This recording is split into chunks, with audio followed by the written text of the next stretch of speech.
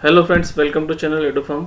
मैं मनदीप पाटीदार। हम बात कर रहे हैं industrial pharmacy second part third किसका, pilot plant consideration for liquid orals. इसके दो पार्ट हम ऑलरेडी डिस्कस कर चुके हैं। थर्ड पार्ट आज हम डिस्कस करेंगे पायलट प्लांट के। बाकी की लिंक मैं इसी वीडियो के डिस्क्रिप्शन में डाल दूंगा, आप जाकर वहाँ पढ़ सकते हैं। जो व्यक्ति पहली बार इस वीडियो को देख रहे हैं वो प्लीज़ इस चैनल को लाइक शेयर एंड सब्सक्राइब करें और बेल नोटिफिकेशन पर जाकर ऑल को प्रेस करें। हम बात कर चुके हैं अभी तक लिक्विड ओरल्स में इंट्रोडक्शन, जनरल कंसिडरेशन हमारा पूरा हो चुका है। आज हम करेंगे बात फार्मूलेशन कंसिडरेशन। फार्मूलेशन कंसिडरेशन में जब हम फार्मूलेशन करने जाते हैं तब हमको किन किन बातों का ध्यान रखना चाहिए, वो सब चीज़ पायलट प्लांट हम किस तरह से करेंगे। और उसके बाद फिर आती है इक्विपमेंट और टैंक सिलेक्शन की बात, सिलेक्शन ऑफ इक्विपमेंट की, वो हम सेकेंड पार्ट में बात करेंगे। तो यहाँ पर हम बात करते हैं फॉर्मुलेशन कंसिडरेशन की। तो यदि लिक्विड ओरल की बात कर रहे हैं तो लिक्विड ओरल में हमने बात की है कि तीन चीज़ों को हम लिक्विड ओरल में लेते हैं, या तो सस्पेंशन, इमल्शन या फिर ओरल जो हमारे सॉल्यूशंस रहते हैं, सॉल्यूशंस। अब इन तीनों चीज़ों को बनाने के लिए हमको क्या ज़रूरत लगती है, एक सॉल्वेंट की ज़रूरत लगेगी। अब जब सॉल्वेंट को लिक्विड प्रिपरेशन बनाई है तो प्रिजर्वेटिव की भी ज़रूरत रहेगी। ऑक्सीडेशन ना हो प्रिपरेशन का, इसलिए एंटीऑक्सीडेंट की ज़रूरत पड़ती है। कभी कभी सॉल्युबिलिटी प्रॉब्लम होती है तो हम क्या लेते हैं, सॉल्युबलाइजर यूज करते हैं। ऑर्गेनोलेप्टिक एजेंट, कलरिंग, फ्लेवरिंग और ये हम यूज करते हैं। और इक्विपमेंट एंड प्लांट इन्वायरमेंट, ये आपका पूरा फॉर्मुलेशन कंसिडरेशन है।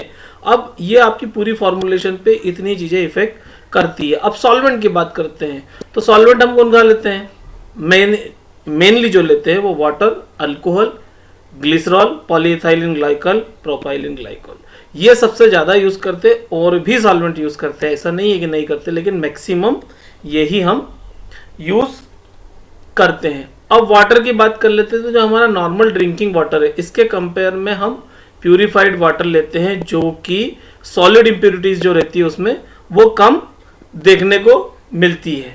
जब हम इसको इवोपरेट करेंगे ड्राइनेस तक तो इसमें जो इम्प्योरिटीज या रेसिड्यू जो रहना चाहिए वो 0.001% रेसिड्यू रहना चाहिए। आपका क्वालिटी कंट्रोल टेस्ट हो गया आपके वाटर का जो आप यूज कर रहे हो। अब प्यूरिफाइड वाटर हम कैसे ऑब्टेन कर सकते हैं, distillation, ion exchange, reverse osmosis या कोई और अदर मेथड से, ये केवल हम पढ़ेंगे क्योंकि ये सारी प्रोसेस हम को यहाँ नहीं पढ़ना है कि कैसे वाटर का डिस्टिलेशन करेंगे या वाटर का ट्रीटमेंट कैसे करेंगे, पर हाँ हमको वाटर चाहिए और क्या क्या मेथड से हम ये करते हैं ये हमको पता होना चाहिए। अल्कोहल एक सॉल्वेंट के रूप में यूज करेंगे। सबसे ज्यादा अल्कोहल की बात करते हैं तो सीधा इथाइल अल्कोहल या इथेनॉल होता है जो सबसे ज्यादा फार्मास्यूटिकल प्रिपरेशन में यूज होता है। क्यों यूज होता है, क्योंकि ये मिसिबल है किस किस के साथ, वाटर के साथ, ग्लिसरीन के साथ, प्रोपाइलिन ग्लाइकोल के साथ और प्रोपाइलिन ग्लाइकोल 400 के साथ। It is used as a primary solvent for the many organic compound. बहुत से ऑर्गेनिक कंपाउंड के लिए ये प्राइमरी सॉल्वेंट के रूप में यूज होता है। ग्लिसरॉल क्या है, ग्लिसरॉल को भी हम एज ए सॉल्वेंट यूज करते हैं। कलरलेस है, ऑर्डरलेस है, विस्कस और हाइग्रोस्कोपिक लिक्विड है। स्वीट टेस्ट इसका होता है। ये किससे ज्यादा स्वीट है, 0.6 टाइम मोर स्वीट है सुक्रोज से। ठीक है। ग्लिसरीन किस किस के साथ मिसिबल है, वाटर के साथ है, अल्कोहल के साथ है, प्रोपाइलिन ग्लाइकोल के साथ है और पॉलीइथाइलिन ग्लाइकोल के साथ भी, इसीलिए हम इसको यूज करते हैं। अब पॉलीइथाइलिन ग्लाइकोल की बात कर लेते हैं। लोअर मॉलिक्यूल जो होता है हमारा PEG 400, ये सबसे एक्सेलेंट सॉल्वेंट है। ठीक है।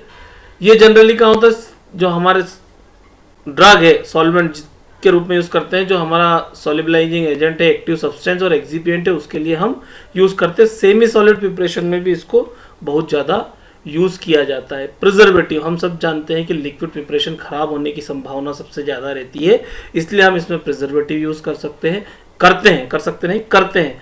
और क्यों करते हैं, अब प्रिपरेशन आपकी खराब करने की संभावना कैसे होती है, जो रॉ मटेरियल हम यूज कर रहे हैं वो बैक्टीरियल ग्रोथ करने के लिए एक सबसे अच्छा मीडियम होता है। एक्सिपिएंट आप जो यूज कर रहे हैं जैसे गम, डिस्पर्सिंग एजेंट जो यूज कर रहे हैं, सुगर्स और फ्लेवर्स ये यूज कर रहे हैं, इसमें बैक्टीरियल ग्रोथ होने के चांसेस सबसे ज्यादा है। फेवरेबल इन्वायरमेंट देते हैं ये बैक्टीरिया के लिए।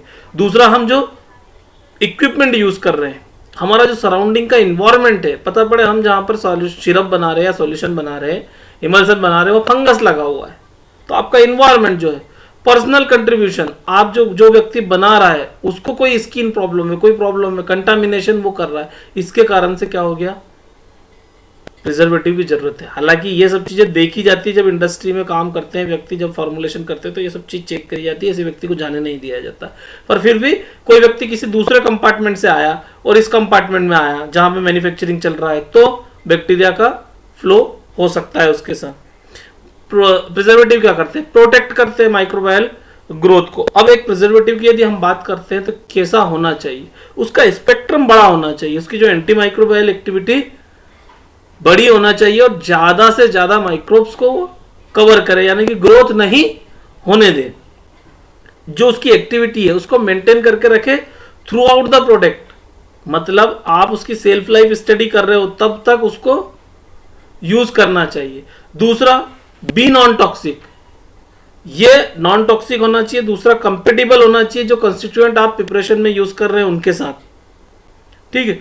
ये आपका जो प्रोडक्ट है उसकी क्वालिटी को कोई कॉम्प्रोमाइज नहीं करना चाहिए, उसकी पैक या उसका जो डिलीवरी सिस्टम है उसको डिस्टर्ब नहीं करना चाहिए, जिसके कारण आपका प्रिजर्वेटिव इसको डिस्टर्ब करे। फिर जो आप प्रिजर्वेटिव यूज कर रहे हैं इसका कोई साइड इफेक्ट्स या इसका टॉलरेंस बढ़िया होना चाहिए, पेशेंट की सेफ्टी पे कोई इसका असर नहीं होना चाहिए। जो कॉमनली यूज लिक्विड ओरल्स में आपके जो कंसंट्रेशन है और प्रिजर्वेटिव ये है, ये जीपेट में आपको सबसे ज्यादा काम आएंगे। बेंजोइक एसिड का कंसंट्रेशन हम रखते हैं 0.1 to 2%। सॉर्बिक एसिड आपका एक प्रिजर्वेटिव है 1 to 2%, 0.2%, 0.1 to 0.2%। Methyl paraben 0.25%, propyl paraben 0.5 to 0.25% और सोडियम बेंजोएट 0.1 to 0.2, ब्रोनिडोल 0.001 to 0.05% और प्रोपाइलिन ग्लाइकोल 0.25%। ये आप याद कर सकते हैं, पूछा जा सकता है कॉम्पिटिटिव एग्जाम में। एंटीऑक्सीडेंट, एंटीऑक्सीडेंट क्या है, हमने ऑक्सीडेशन रिएक्शन पढ़ी है, तो हमारी जो प्रिपरेशन है उसमें ऑक्सीडेशन ना हो। जनरली क्या होता है, जो विटामिन है, फैट्स है और फैट ऑयल्स जो है ये ऑक्सीडाइज होते हैं। किस कारण से होती है, हीट, लाइट या हेवी मेटल्स। हीट, इसको हम कैसे मेंटेन करेंगे, ड्रग को कूल प्लेस में रखेंगे। बहुत सारे ड्रग पे आप लिखा हुआ आता है कि store in cool and dry place, उसका रीजन यही है। कुछ लाइट है तो लाइट रेजिस्टेंस को कैसे करेंगे, अम्बर्ट कलर बॉटल एक सबसे बढ़िया एग्जांपल है, हम उसको यूज करते हैं। हेवी मेटल्स, अब हेवी मेटल्स के कारण ऑक्सीडेशन हो रहा है तो हम क्या यूज करते हैं, साइट्रिक एसिड यूज कर लेंगे इसमें, या tetra acetic acid EDTA, ethylene diamine tetra acetic acid EDTA use कर लेंगे। एंटीऑक्सीडेंट कौन कौन से यूज होते हैं, propyl octyl ester of gallic acid, tocopherol और विटामिन E, सोडियम सल्फाइड और एस्कॉर्बिक एसिड। यदि एंटीऑक्सीडेंट की बात आती है, कॉम्पिटिटिव एग्जाम में पूछा जाता है, जीपेट में पूछा जाता है, तो आप ये देख सकते हैं। सॉल्युबलाइजर, हम जानते हैं कि बहुत से एजेंट ऐसे हैं, surfactant increase the solubility of an agent in another. अब क्या होता है, कुछ सब्सटेंस की सॉल्युबिलिटी नहीं है, कुछ डिसॉल्व नहीं हो रहा, तो हम सॉल्युबलाइजिंग एजेंट यूज करेंगे ताकि उसकी सॉल्युबिलिटी इंक्रीज हो जाएगी। PEG400, propylene glycol, cremophor, tween 20, tween 80 solubiliser के रूप में यूज करते हैं। डाइल मिथाइल सल्फोक्साइड DMSO, इनको हम सॉल्युबलाइजर के रूप में यूज करते हैं। ऑर्गेनोलेप्टिक एजेंट, ऑर्गेनोलेप्टिक एजेंट की यदि हम बात कर लेते हैं, colouring agent, flavouring agent, sweetening agent और टेक्सचर जब हम बात करते हैं, मोस्ट माइडली यूज जो है organoleptic agents in pharmaceutical and cosmetic preparation. Sucrose, saccharin हम बात कर लेते हैं। और नेचुरल कलरिंग एजेंट की बात करते हैं तो कैरोटेनॉइड्स, क्लोरोफिल, एंथ्रोसाइनिन्स, राइबोफ्लेविन, इनको हम यूज करते हैं as a colouring agent, natural colouring agent, ठीक है। रेफरेंसेस हम बात कर सकते हैं जो गूगल और सबसे ज़्यादा हमारा लेक्चर में सब कुछ दिया है। Thank you very much.